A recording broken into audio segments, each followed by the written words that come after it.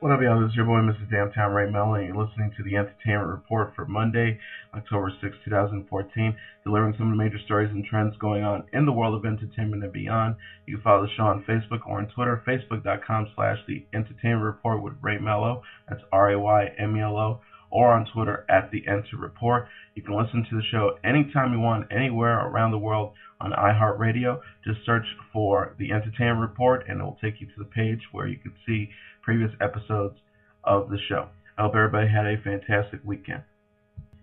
Just a day after receiving prison sentences for bank fraud, Teresa and Joe Giudice sat down with Andy Cohen for a special two-part installment of Watch What Happens Live to talk about the sentencing and how it will impact their lives and the lives of their children. In the first part, which aired Monday night on Bravo, Teresa was adamant about all she was thinking about were her 4 daughters. Teresa will serve 15 months sentence first, leaving Joe to take care of their children. Once she is released, Joe will surrender himself to serve 41 months. Teresa said of her sentence, of course I was shocked. It was very unexpected. I don't even know what to say. I really don't know what to say. Joe echoed his wife's disbelief. I actually felt like I got hit in the back of the neck with a bat, he said. He added that he felt his sentence was a bit extreme. I didn't think I was going to get that much, he added calmly. I don't know. It is what it is. She and Joe pleaded guilty to 4 and 5 counts, respectively, rather than facing the full 41-count indictment brought against them, but Teresa did so unaware that this could mean time in prison. She said, I thought my lawyer was going to fight for me. That's what lawyers do. I don't know. That's why you hire an attorney. You put it in their hands. Teresa said that she needs to read things before she signs them and make sure she understands what she's signing. I'm a trustworthy person. Sometimes I can take what other people say and I just believe them and I trust them, and I can't do that anymore, she said. She was referring perhaps to the documents she signed when she pleaded guilty, but also to the documents Joe admitted to having her sign throughout their marriage as part of his fraud scheme. He was defensive in talking about it, but didn't deny that he had his wife sign documents without her fully understanding the potential implications. After pleading guilty, Joe generally thought Teresa would face no jail time for her role in his illegal activities. He said, I even took all blame and full responsibility for everything. As for their daughters, only their eldest, 13-year-old Gia, knows that Teresa will be surrendering herself to authorities to begin her prison sentence on January 5th. Teresa plans to tell the 3 younger daughters before her surrender date, and she wants Joe to bring them by to visit at least once a week. As for prison itself, Teresa insists she isn't worried about it. She said, I'm going to do fine. I'll just slick my hair back and go about my day. I just think about my daughters. That's all I think about. She isn't worried that her infamous temper will get the better of her either. She says that she was a different person when she pushed Andy Cohen at a reunion special. No one can push my buttons anymore, she explained. Part 2 of this special Watch What Happens Live interview airs Thursday night at 9 p.m. Eastern Standard Time on Bravo. It was inevitable, and on Monday night it finally happened. The theme on Dancing with the Stars was Most Memorable Year, and there's nothing more memorable than one thing when fans think of Alfonso Ribiero. It was time to bust out the Carlton. The ridiculous dance took the nation by storm when Ribiero debuted during his run on NBC's The Fresh Prince of Bel-Air in the early 1990s. To make the moment even sweeter, Ribiero and his professional partner Wendy Carson earned perfect scores from the judges for their jazz routine incorporating the classic moves. The news was not so good for actor Jonathan Bennett and his partner Alison Hooker, who scored the lowest marks on the night with 24 out of 40 points. That was their first time below 30 points this season. NASCAR driver Michael Waltrip again struggled. He and professional partner Emma Slater earned only 25 points. While he has not had a great season on the dance floor, his supporters have kept him on the show so far. Instead, it was time to say goodbye to fashion designer Betsey Johnson and her partner Tony Dovolani. They scored a 29 on the night, which wasn't the worst, but their scores, along with the lack of support from America, signaled the end of the competition for the pair. One of the greatest Olympians of all time has been suspended from competition by USA Swimming following his second DUI arrest. Michael Phelps, the Olympic swimmer, violated the organization's code of conduct according to a statement released on Monday by the USA Swimming Organization. He will still be allowed to train with his club but cannot participate in any USA Swimming sanctioned event until March 6, 2015. Phelps has previously announced he was taking a break from swimming after being arrested on suspicion of driving under the influence in Baltimore last month. Phelps wrote in a series of tweets on Sunday morning, "I'm going to take some time away to attend a program that will provide the help I need to better understand myself." He also added, "Swimming is a major part of my life, but right now I need to focus on my attention on me as an individual." Phelps' announcement came after he was arrested on September 30th and charged with driving under the influence, excessive speed, and crossing double lines on Interstate 95 in Baltimore. The 22-time Olympic medalist was pulled over for speeding at 84 miles per hour in a 45-mile-per-hour zone in a white 2014 Land Rover and failed a sobriety test, a spokesperson with the Maryland Transportation Authority told the Wrap at the time. It was the second time Phelps, who's 29, was arrested and charged with DUI. In 2004, he was stopped near Salisbury University in Maryland after running a stop sign, was charged with DUI, violation of a license restriction, and failed to obey a stop sign. Congratulations to actress and entrepreneur Blake Lively. Her and her husband, actor Ryan Reynolds, are expecting their first child. The actress and entrepreneur revealed she's pregnant via her website Preserve. In a photo taken by her brother Eric Lively, the actress cradled her very visible baby bump. The Age of Adeline star dressed her new curves in Sam and Lobby's Nanya topped $148, and Sam and Lobby's Serene skirt, which was worth $178. This will be the first child for Blake and Ryan Reynolds, who met on the 2010 set of The Green Lantern and surprised friends and families and fans by marrying in September 2011. The actors live in Bedford, New York. The website's editorial team wrote Monday, "Preserve is at its core about family. Family is a single word our founder, Blake, built this home on. We have something for men, for women, for the old, but we realize we don't have anything for the new.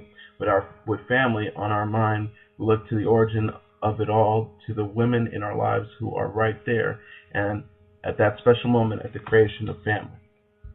Since tying the knot, both Blake and Ryan have vocalized their desire to raise kids. The actress, who's 27, told Lord in October 2012, "I've always wanted a big family. Oh, I'd love 30 children if I could." In August 2013, her husband made similar comments and details. "We love to have a big family. We both come from big families. My parents did 4, Blake's did 5. A lot of people say that's crazy, but we only know when we're there, you know?" Ryan said, who's 37, said, "We'll walk through that fire pretty happily, I think." In the August 2014 issue of Vogue, Blake gushed about the twice-wed R.I.P.D. actor, telling the magazine, "He's going to be a great father and leader and patriarch. He's so meant to be all those things. The fact that he lived so much before we got together, he's the exact realized person that he should be. And so I get to share my life with the person he's become, and we get to grow from there." Most recently, Blake told Mary Claire that she needed to get started having babies right away. "If I could spit out a litter of kids, I would," she said. But congratulations to them. BET announced that The Game will come to an end after 9 seasons. Production is currently underway on season 8 and 9 of the hit comedy that BET revived in 2011 after 2 years off the air. The CW had canceled the Girlfriend spin-off in 2009. With its 4th season, BET premiere, The Game set a record for the network with 7.7 million viewers. The story of the fictional San Diego Sabres football players and their spouses have remained a strong performer for the network since.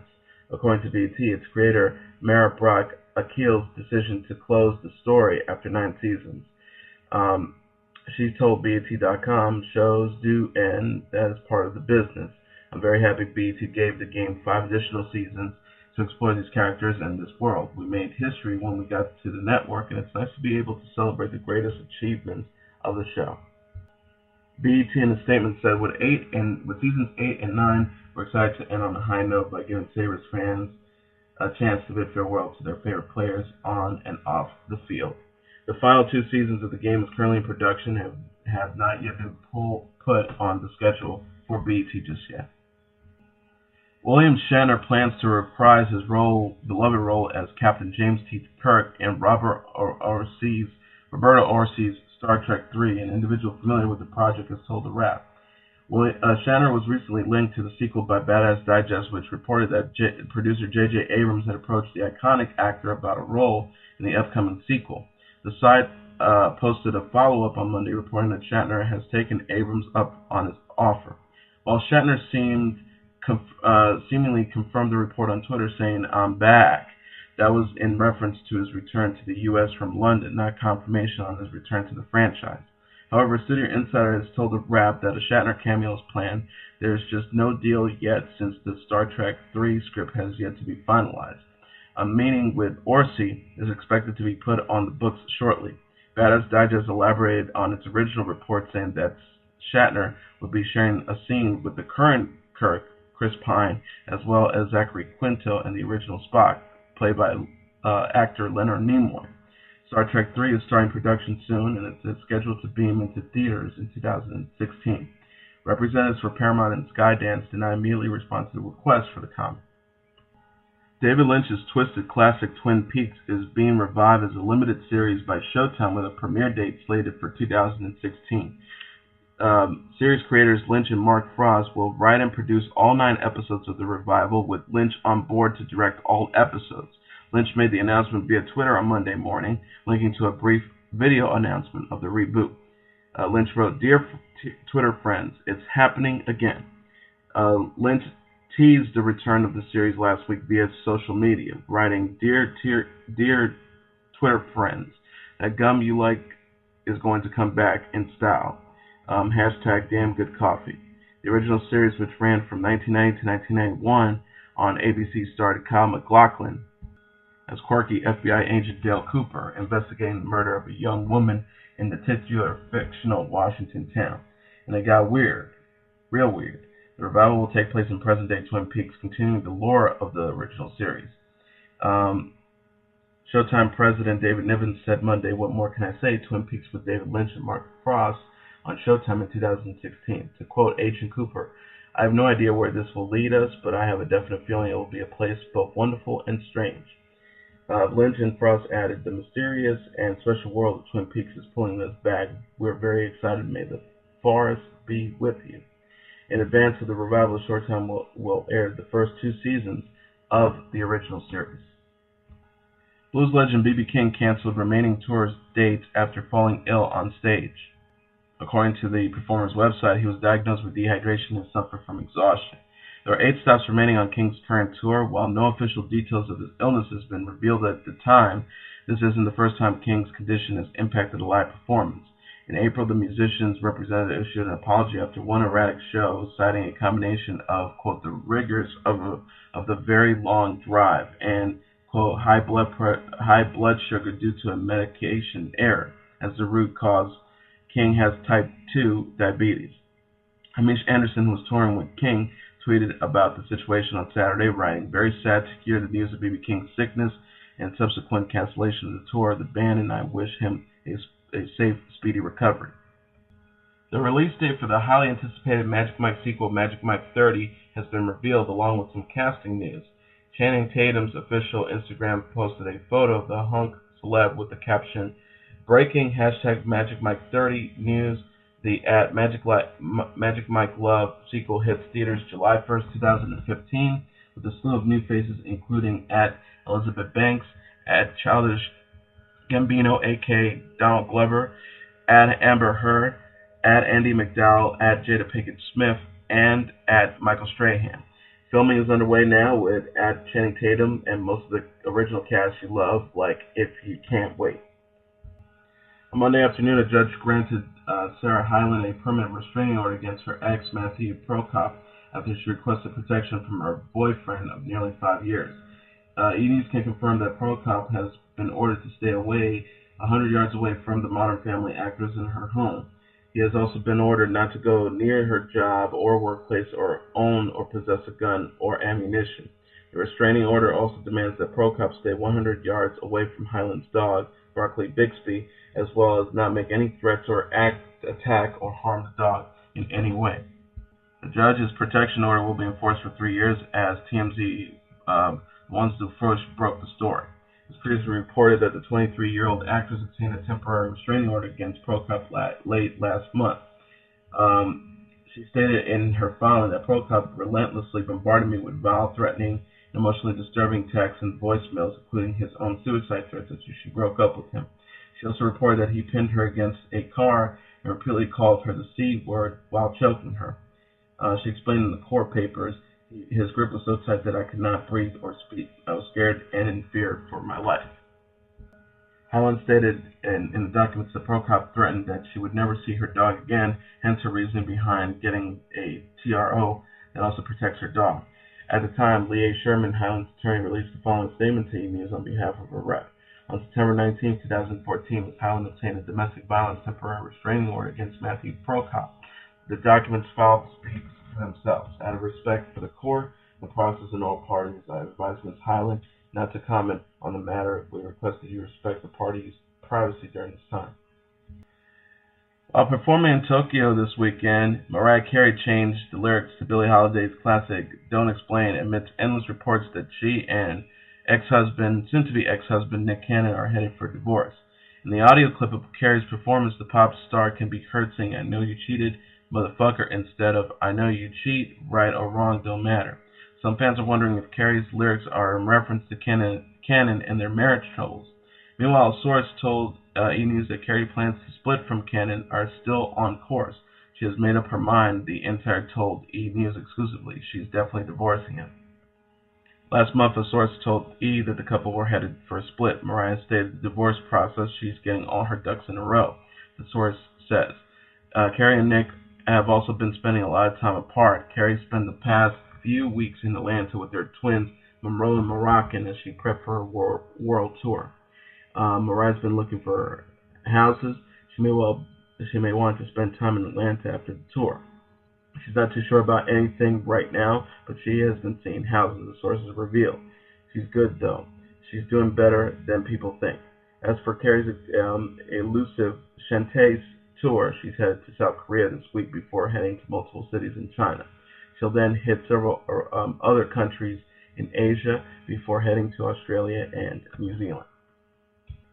And finally, Gone Girl has found itself atop the weekend box office. The psychological thriller made off with $38 million, according to studio estimates from box office tracking firm Rentrack, narrowly beating horror newcomer Annabelle as the fall movie season gets off to a robust start. Based on the best-selling book by Gillian Flynn, Gone Girl stars Ben Affleck as a man whose wife, played by Rosamund Pike, goes missing on their 5th anniversary, turning him into a possible murder suspect. The R-rated film's audience skewed 60% female and 40% male, with 75% of the audience over age 25, according to Rentrack, an exit polling service Posttrack. The toxic marriage drama scored well with critics, who awarded it an 87% positive rating on RottenTomatoes.com. USA Today's Claudia Plug gave it 4 out of 4 stars, calling it a top-notch film adaptation that will leave you breathless and haunted. Undeserved adult audiences embraced the darkly comic film even more so, giving it a 92% approval ratings on the survey site. Rentrack's Dave Badgeradian said the summer is all about the big blockbusters chasing the young audiences. People know when you go see this movie, you're going to see something of quality. This is the kind of film that has long-term playability. It was a career best opener for director David Fincher, surpassing the $30 million bow of 2002 Panic Room, according to Box Office Mojo. Although adult dramas tend to have modest debuts, the prolific director's films have demonstrated immense stay power. The Social Network opened with $22.5 million in 2010 on its way to $97 million, while his last foray into popular literature, The Girl with the Golden Tattoo, inked a $12.8 million start in 2011, earning $103 million total. Girl also marks Affleck's highest debut since superhero Misfire Daredevil, opening to $40 million in 2003, tailing $102 million. His biggest success since has been his own Oscar-winning Argo, which launched with $19.5 million in 2012, netting $136 million. Trailing Girl by a hair is Annabelle, which landed at number 2 with $37.2 million. A prequel to last summer's scary success, The Conjuring, the fright film about a haunted doll that stars Annabelle Wallis and Alfre Woodard, and is skewed towards younger viewers. 59% of the audience were under 25, with 55% of the audience female and 45% male, Posttrack says. Although its reception is not to scream about, 31% positive critical views and 54% audience approval on Rotten Tomatoes. Annabelle handily recouped its lean $6.5 million budget, which bodes well for future Conjuring spin-offs. Phil Contrino, analyst at BoxOffice.com, said The Conjuring was very successful, so it just speaks to the strength of the brand that they're building. Girl Gone Up will hold better because horror movies tend to be front-loaded, but it was absolutely a great start for both.